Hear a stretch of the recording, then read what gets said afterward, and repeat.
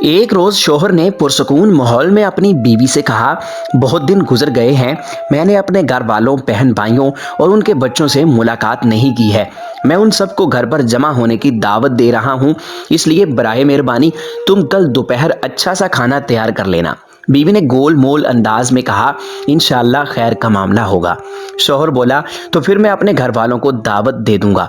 اگلی صبح شوہر اپنے کام پر چلا گیا اور دوپہر 1 بجے گھر واپس آیا۔ اس نے بیوی سے پوچھا، کیا تم نے کھانا تیار کر لیا؟ میرے گھر والے 1 گھنٹے بعد آ جائیں گے۔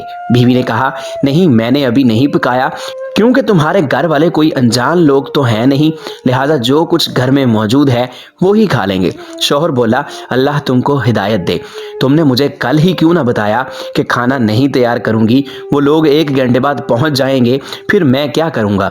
بیوی نے کہا، ان کو فون کر کے معذرت کر لو، اس میں ایسی کیا بات ہے، وہ لوگ کوئی غیر تو نہیں، آخر تمہارے گھر والے ہی تو ہیں۔ شوہر ناراض ہو کر غصے میں گھر سے نکل گیا۔ کچھ دیر بعد دروازے پر دستک ہوئی۔ بیوی نے دروازہ کھولا تو یہ دیکھ کر حیران رہ گئی کہ اس کے اپنے گھر والے، بہن بھائی اور ان کے بچے گھر میں داخل ہو رہے ہیں۔ بیوی کے باپ نے پوچھا، تمہارا شوہر کہاں ہے؟ وہ بولی، کچھ دیر پہلے ہی باہر نکلے ہیں۔ باپ نے بیٹی سے کہا، تمہارے شوہر نے گزشتہ روز فون پر ہمیں آج دوپہر کے کھانے کی دعوت دی ہے۔